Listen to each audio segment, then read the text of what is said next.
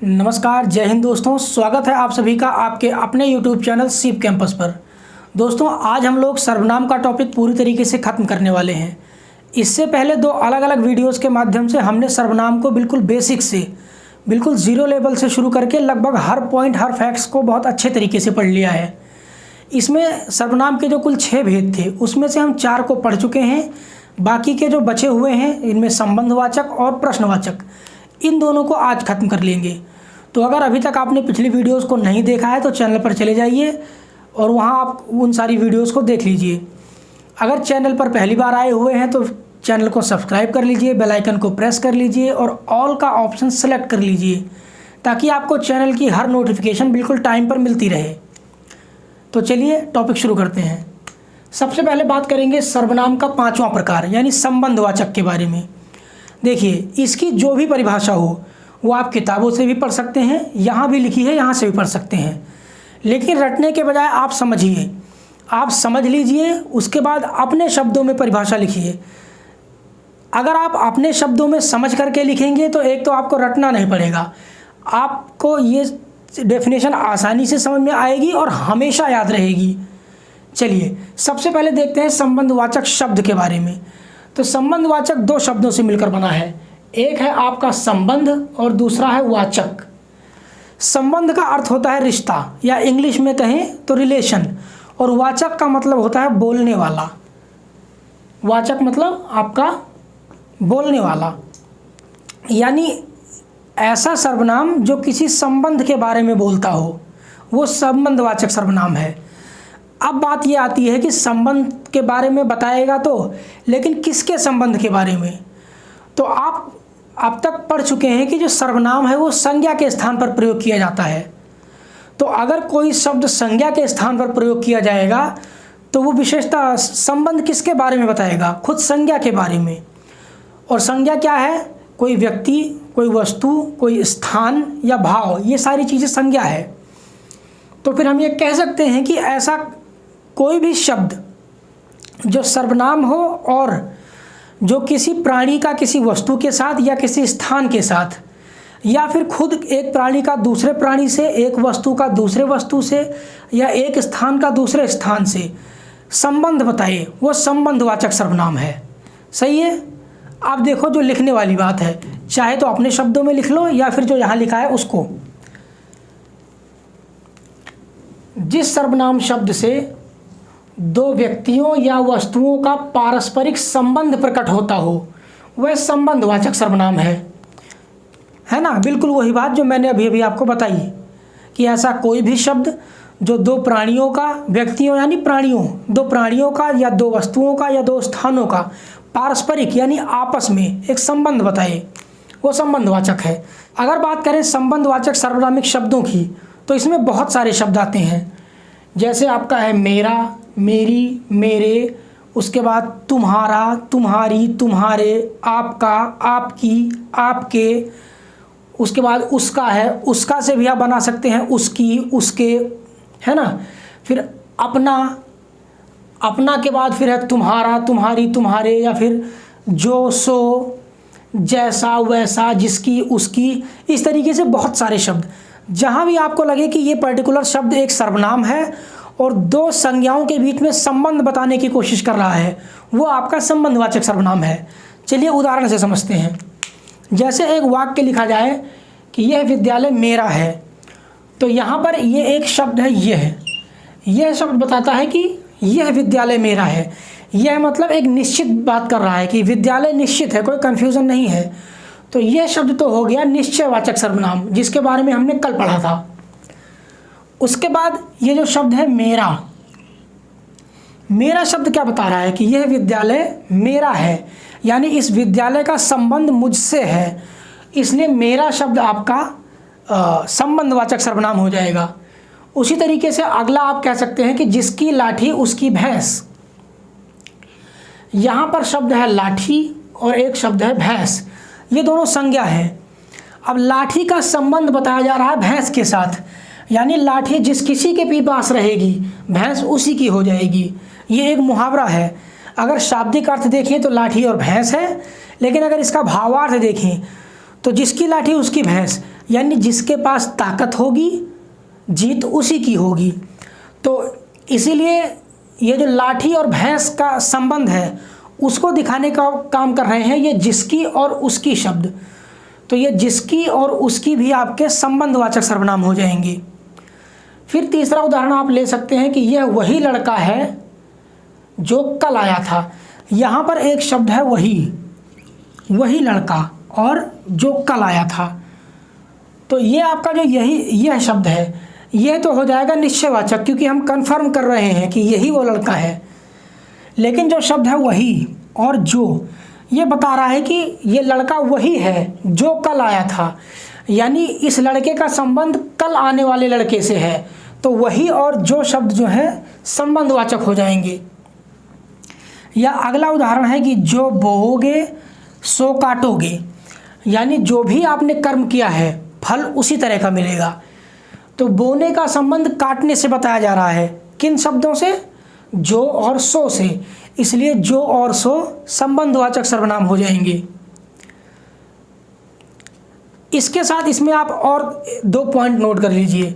सबसे पहला क्या कि यदि पुरुषवाचक सर्वनाम में का, की, के या फिर रा, री, रे या फिर ना, नी और ने ये 9 विभक्तियां लग जाती हैं, यानी किसी भी पुरुषवाचक सर्वनाम में ये का, की, के, रा, री, रे और ना, नी, ने ये 9 विभक्तियों में से कोई सी भी लग जाती है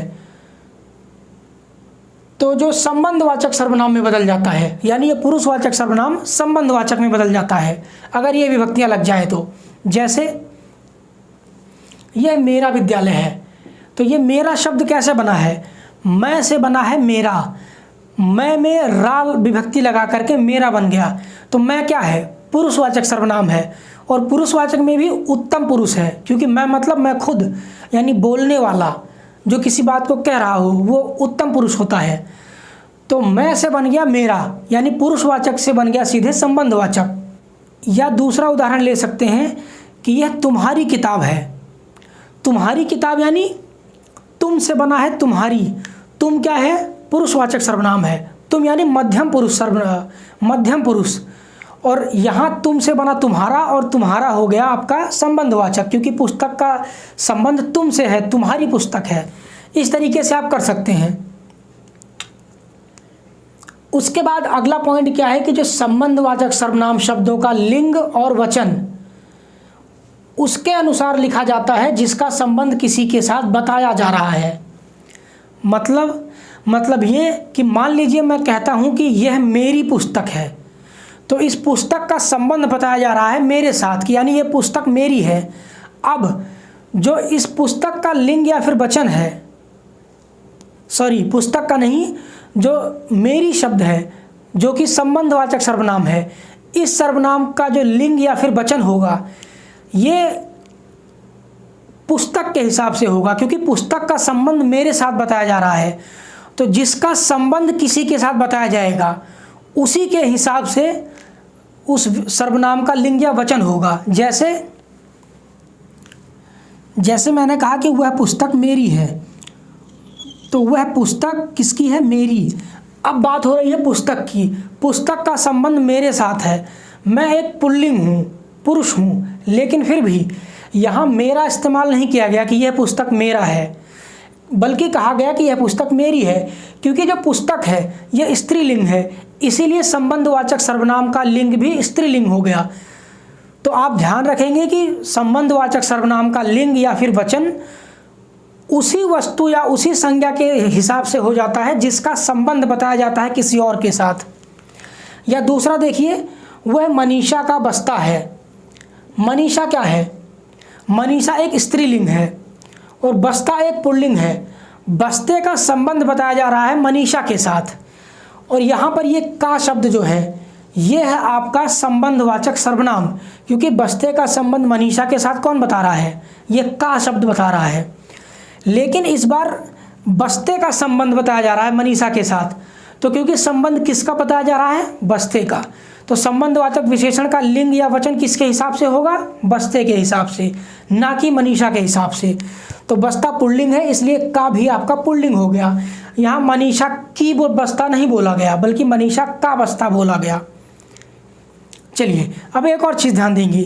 अगर आपको याद हो तो पिछली क्लास में मैंने कहा था कि अगर किसी सर्वनाम शब्द के तुरंत बाद कोई संज्ञा शब्द आ जाए तो वो सर्वनाम विशेषण बन जाता है ना। तो अगर यहाँ पर मैंने आपसे कहा था कि यह विद्यालय मेरा है, लेकिन अगर मैं इसी शब्द को कुछ इस तरीके से लिख दूँ, एक मिनट मैं इधर लिखता हूँ,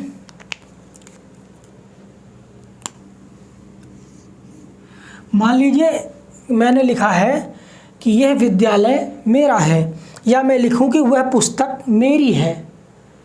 चलिए छोटा सा वाक्य है, यह पुस्तक मेरी है, ये लिख देते हैं, यह मेरी पुस्तक है। अब मैंने आपको बताया है कि अगर किसी सर्वनाम के तुरंत बाद कोई संज्ञा आ जाए तो सर्वनाम विशेषण बन जाता है। यह है आपका सर्वनाम, यह है संज्ञा, इसके तुरंत बाद आ गया संज्ञा, इसलिए ये मेरी शब्द वास्तव में हो जाना चाहिए विशेषण, लेकिन फिर भी ये यहाँ पर भी सर्वनाम ही रहेगा। क्यों रहेगा? क्योंकि ये जो मेरी शब्द है ये बना है मैं से बना मेरी, और मैंने अभी यहाँ पर आपको बताया कि अगर सर्वनामिक शब्द में किसी पुरुषवाचक सर्वनाम में इन 9 में से कोई भी विभक्ति जोड़ दी जाए तो वह बन जाता है संबंधवाचक।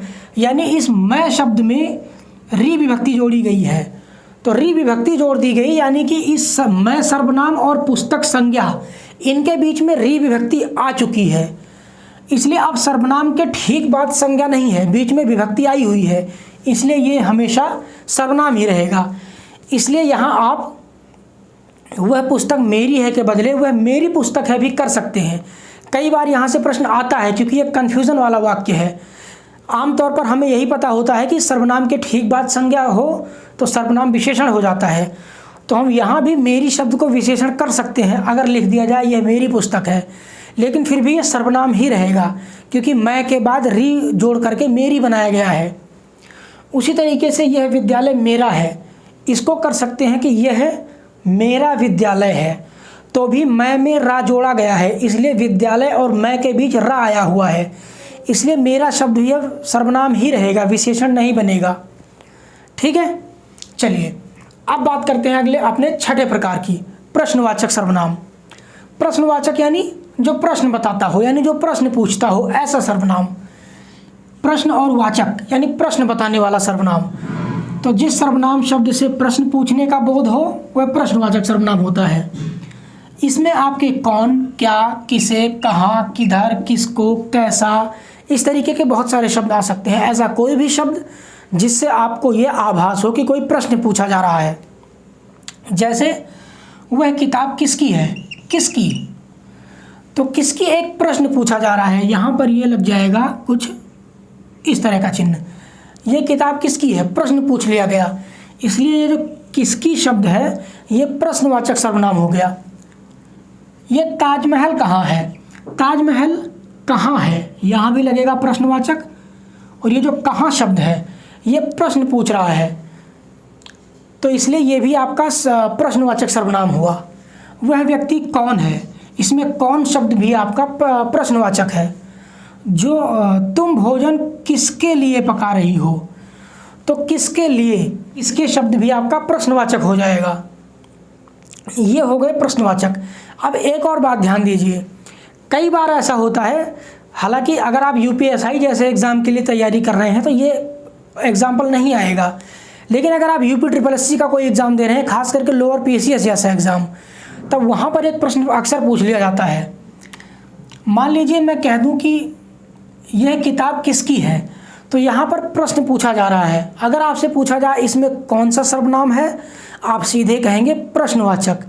लेकिन क्या होगा अगर प्रश्नवाचक आपके ऑप्शन में मौजूद ही ना हो, तब आप क्या करेंगे? अगर प्रश्नवाचक मौजूद ना हो तो आपके सामने एक दूसरा ऑप्शन होगा, प्रश्नवाचक संबंधवाचक, यानी एक साथ ही लिखा होगा प्रश्नवाचक संबंधवाचक सर्वनाम, तब आप उसको टिक कर देंगे। क्यों कर देंगे?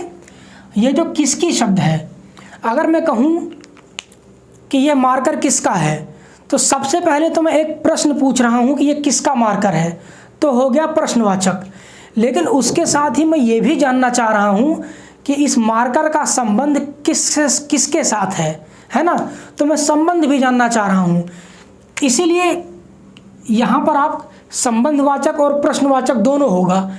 तो कई बार इस तरह का ऑप्शन मिल जाता है आपको कि प्रश्नवाचक संबंधवाचक सर्वनाम। हालांकि ये कोई अलग से 7वां प्रकार सर्वनाम का नहीं होता, इसलिए ज़्यादातर जगहों पर ये चीज़ें नहीं पूछी जाती। लेकिन फिर भी कभी ऐसा हो जाए कि प्रश्नवाचक ऑप्शन में ना हो तो आप उसको टिक कर देंगे। अगर कभी ऐसा हो जाए कि प्रश्नवाचक और प्रश्नवाचक संबंधवाचक दोनों ऑप्शन में हो तो आप प्रश्नवाचक को टिक करेंगे, क्योंकि प्रश्नवाचक संबंधवाचक कोई 7वां ऑप्शन नहीं होता, कोई 7वां प्रकार नहीं होता। इसलिए चलिए अब सारे ऑप्शन समझ गए आप। लास्ट में है कि सर्वनाम शब्द विकारी हैं परंतु इसमें लिंग के आधार पर परिवर्तन नहीं होता।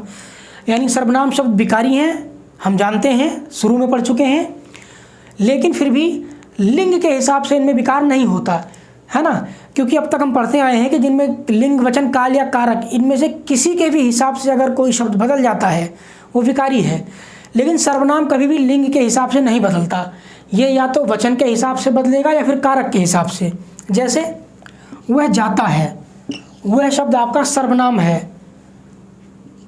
जाता शब्द क्या है? ये आपकी एक क्रिया है। अगर इसी जाता को बदल दिया जाए जाति, वह जाती है, यानी इसको स्त्रीलिंग कर दिया जाए। फिलहाल ये पुल्लिंग है, लेकिन अगर इसको स्त्रीलिंग बना दिया जाए यानी लिंग बदल दिया जाए तो भी ये वह शब्द वह ही रहेगा, इसमें कोई परिवर्तन नहीं होगा। वह खाती है, इस बार जो खाती है वो स्त्रीलिंग है। पुल्लिंग था तब भी यहाँ वह था, स्त्रीलिंग है तब भी सर्वनाम वह है, यानी लिंग के हिसाब से इसमें कोई परिवर्तन नहीं होगा।